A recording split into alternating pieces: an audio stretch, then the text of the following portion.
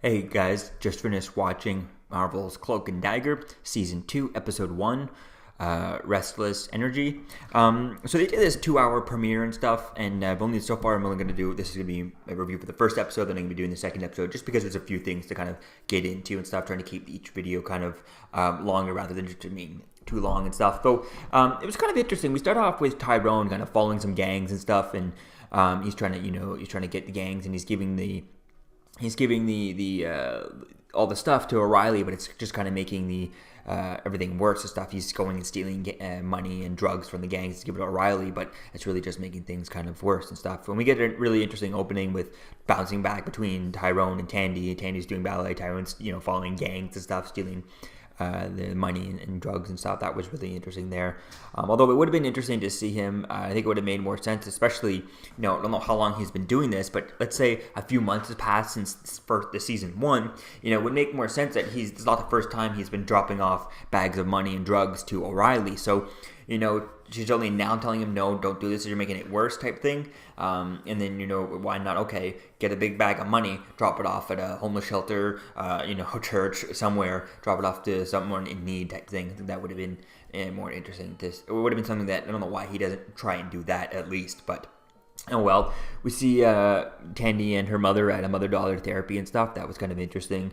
And then we see seeing them kind of working to get better in their relationship and getting better and stuff. O'Reilly doing some target practicing, and she ends up kind of missing and stuff, so she's still a little bit off. And it's weird. It's something up about this about O'Reilly. It looks like, obviously she's one of the terrors and stuff left over from last season and stuff. But I think it's going to be interesting to see as to where things go, because she looks, I don't know if the actress or something, maybe it makes me want to just relook her. I know I follow her on Instagram and stuff, but just to kind of relook, because it looks like she looks really skinny in this role. And maybe it's just because I've been a while since I last watched season 1, over a year. But I think it's going to be interesting to see as to where things go with that, and if, is it part of the character? Is it something just for the actress? But she looks noticeably skinny, like really skinny, like almost a little too skinny, just because, and it looks like she's kind of getting addicted to whatever drug she's on and stuff. And I think that's going to be interesting to see as to kind of where things go with that storyline for Detective O'Reilly.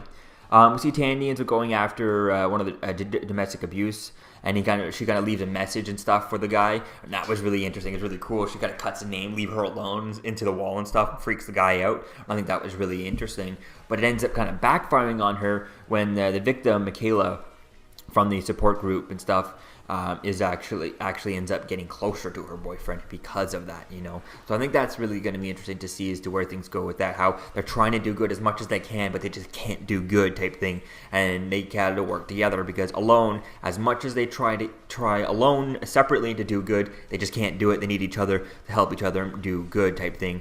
To bounce things off of, and I think that's really going to be interesting to see as to where things go with that. And it looks like straight up in this episode they do team up, and after Tandy saves Tyrone from the gang, they team up later on to go and record the gang leaders so they can bring that tape to O'Reilly, because things are just blowing up. Every time Tyrone tries to help O'Reilly, she ends up just making things worse for her, and things are going terrible, where she's going to get, almost fired, but not fired, but like removed from different cases, because things are just going down the toilet for her. So I think that's going to be interesting to see as to where things go with that. We end the episode with everyone kind of getting, all the gangs end up killing each other, instead of actually confessing to everything they wanted to confess about and stuff they wanted to get on tape.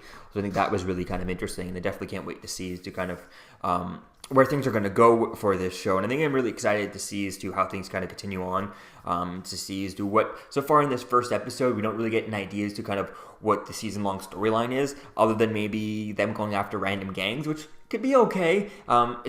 It needs to be something a little bit different, because I feel like I've seen this before, just, a superhero versus the local gangs and stuff. We've seen that, in all the Netflix shows.